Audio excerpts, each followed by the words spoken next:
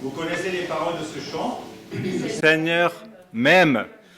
Oui, c'est bien de le savoir. Et effectivement, le Seigneur nous aime. Il nous aime parce qu'il est amour. Alors bonjour à tous. Soyez tous les bienvenus pour ce temps de culte. Alors à vous qui êtes en présentiel et à vous qui êtes à la maison, soyez les bienvenus. Ce matin, j'ai envie de raconter une histoire. Mais d'abord, posons le contexte. Parfois, il y a des questions difficiles à répondre et puis surtout des choix qui sont difficiles à prendre.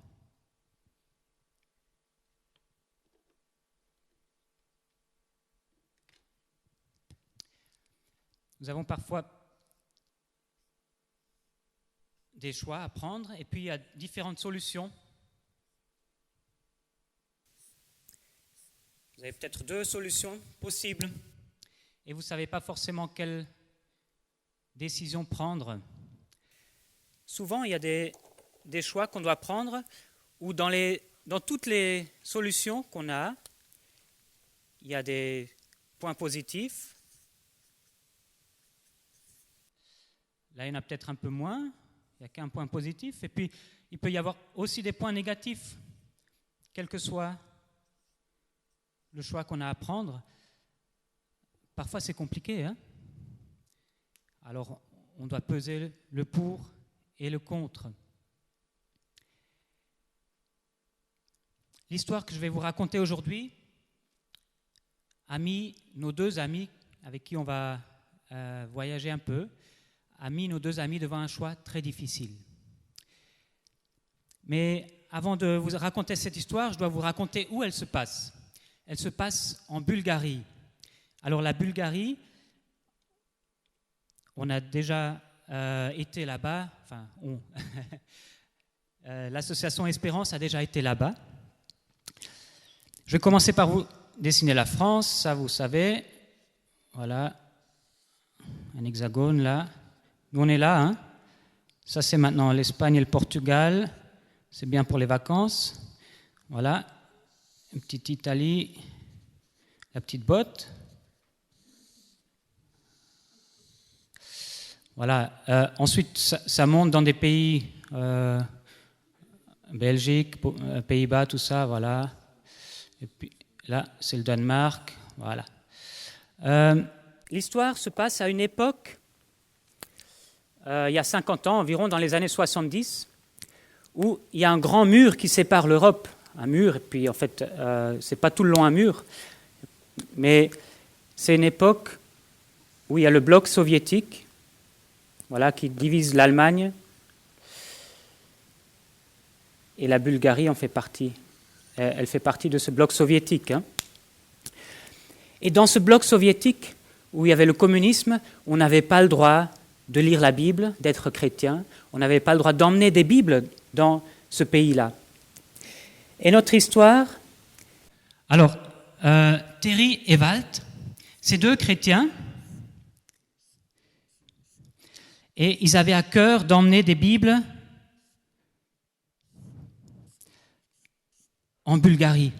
Parce que là-bas, les gens ne pouvaient pas connaître Jésus, ils ne pouvaient pas apprendre la bonne nouvelle de l'Évangile. Alors Terry et Walt, ils ont pris leur vélo et sur les vélos, ils ont mis sur le porte-bagages, alors un vélo, voilà, hop, comme ça.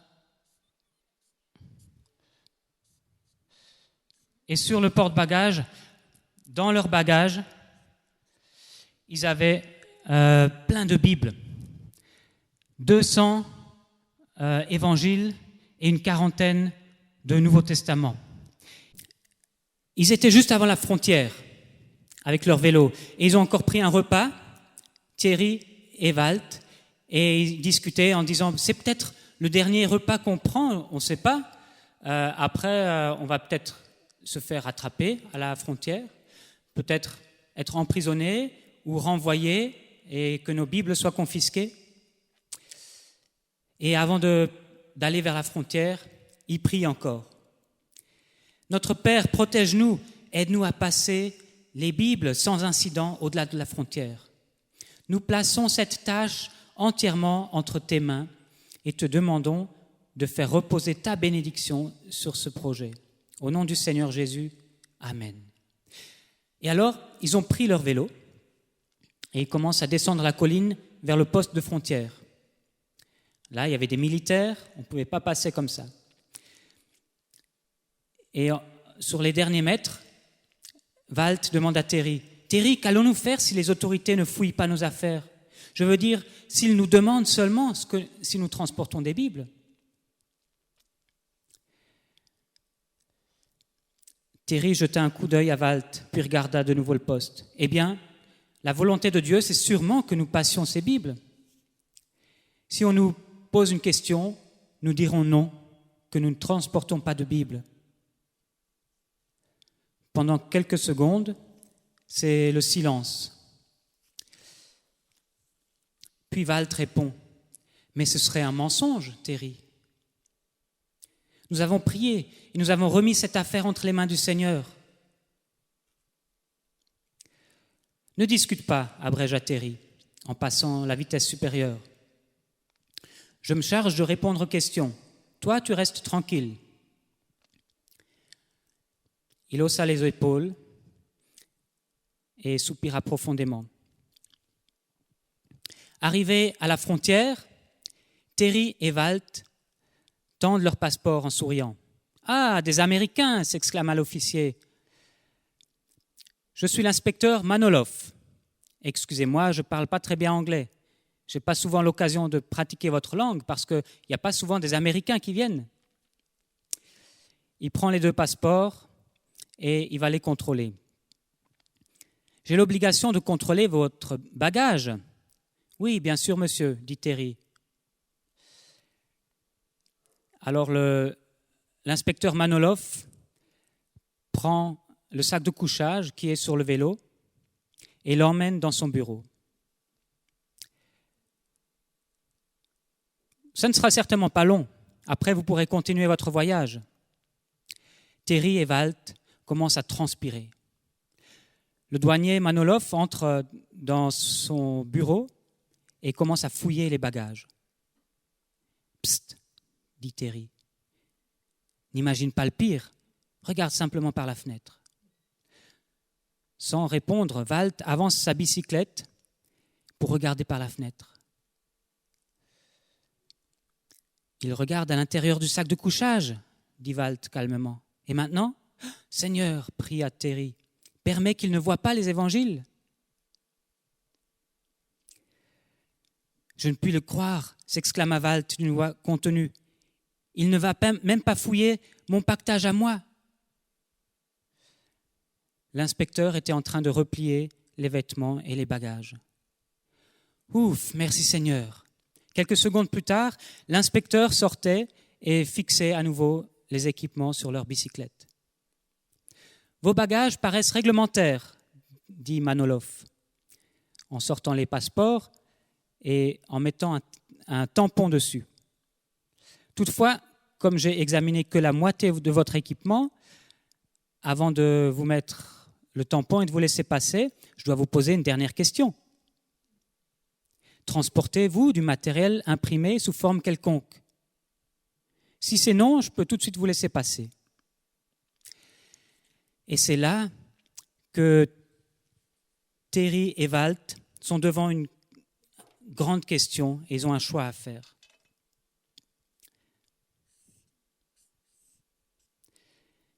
Qu'est-ce qu'ils vont faire? Est-ce qu'ils vont choisir d'un côté,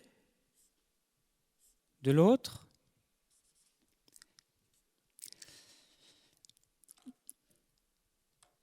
Est-ce qu'ils vont choisir de dire « Oui, nous avons des Bibles »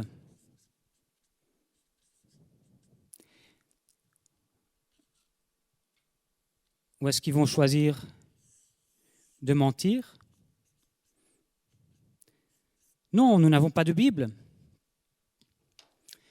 Comment savoir ce qu'il faut faire dans ces cas-là? Comment savoir ce qu'il faut choisir. S'ils mentent, ils peuvent espérer continuer leur voyage et rentrer en Bulgarie avec les Bibles. Mais ils ne seraient peut-être pas complètement tranquilles. S'ils disent la vérité, ils risquent de se faire arrêter et d'être refoulés, que leur Bible soit confisquée. Comment vont-ils réagir ? Eh bien, pendant que l'inspecteur tenait son tampon sur le passeport, Terry répond « Eh bien, monsieur, je veux dire... Oui, demande l'inspecteur. Oui, que voulez-vous dire ? Oui, monsieur, nous avons quelques portions de Bible. Des Bibles ? Vous avez l'intention d'apporter du matériel chrétien dans mon pays ? Des Bibles ? Oui, monsieur, dans notre pactage et aussi dans nos sacs de couchage. Fixant le passeport, les yeux de Manolov allèrent de Walt à Terry. Des Bibles ? Eh bien, je vous soupçonne d'avoir l'intention de faire bon nombre de lectures au cours de votre visite en Bulgarie. Et il les laisse passer. 10 minutes plus tard, les jeunes gens pédalaient sur la route de Bulgarie, encore tout émus de l'interrogatoire qu'ils venaient de vivre. « Peux-tu vraiment le croire ?» demanda Terry.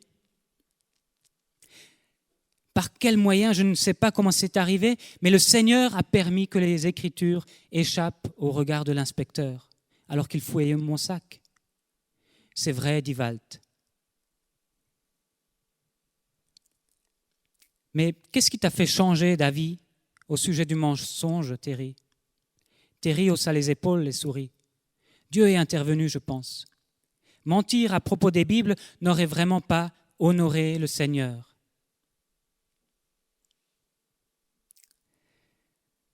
Arrêtons-nous un instant pour remercier le Seigneur. Et c'est ce qu'ils font. Ils s'arrêtent et ils commencent à prier. Et là, tout d'un coup, pimpon, pimpon, la sirène arrive avec la voiture de la police, de la douane. C'est le douanier, s'exclame Walt. Ils attendent et leur cœur bat plus vite. Non, nous avons échoué, dit Terry. Il nous a juste laissé croire que nous étions libres. Et maintenant, il veut nous arrêter en tant que porteurs de Bible en Bulgarie. Manolov descend de la voiture et les salue. Vous avez avancé vite. Il n'y a pas 5 minutes, j'ai découvert ceci, dit l'inspecteur en sortant 2 évangiles de sa poche en les tendant à Terry. Ils étaient tombés sur le plancher pendant que je fouillais votre sac. Plusieurs exemplaires avaient glissé sur le comptoir et je les avais remis en place. Mais je n'avais pas pris garde à ces exemplaires qui étaient tombés par terre. Je viens de les retrouver il y a quelques minutes. Les 2 jeunes étaient confus.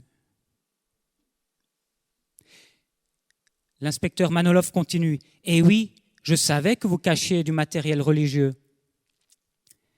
même avant que vous me le disiez. Je l'avais trouvé dans le sac de couchage. J'ai l'habitude de faire les fouilles. »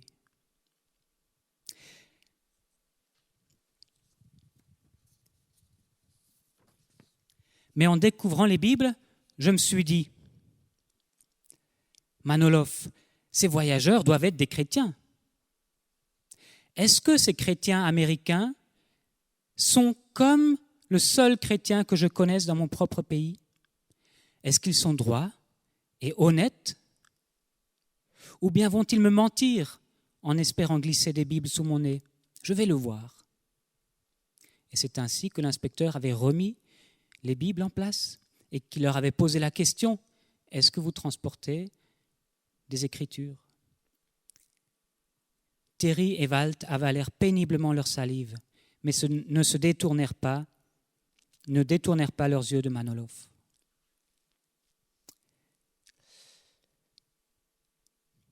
si vous aviez menti à ma question, je vous aurais confisqué toutes vos Bibles et je vous aurais renvoyé de l'autre côté de la frontière. De toute façon, vous avez admis en transporter et j'ai respecté votre honnêteté. Vous êtes libre, allez, faites ce que vous voulez. Comme Manolov retournait vers sa Jeep, Terry lui tendit un évangile en disant « Aimeriez-vous en garder un, monsieur ?»« Non, non, je n'ai pas le temps pour les choses de la religion. » Et puis, il revient quand même vers eux.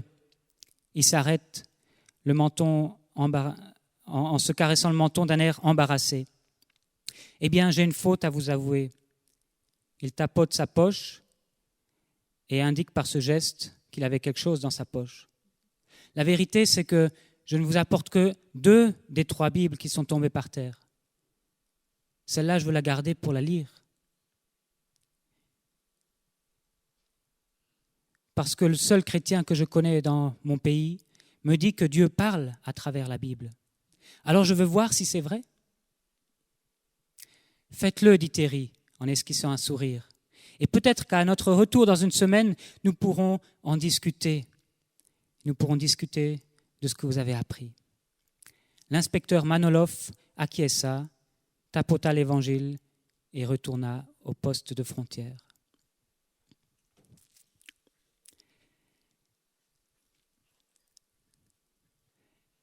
Si Terry et Walt avaient menti,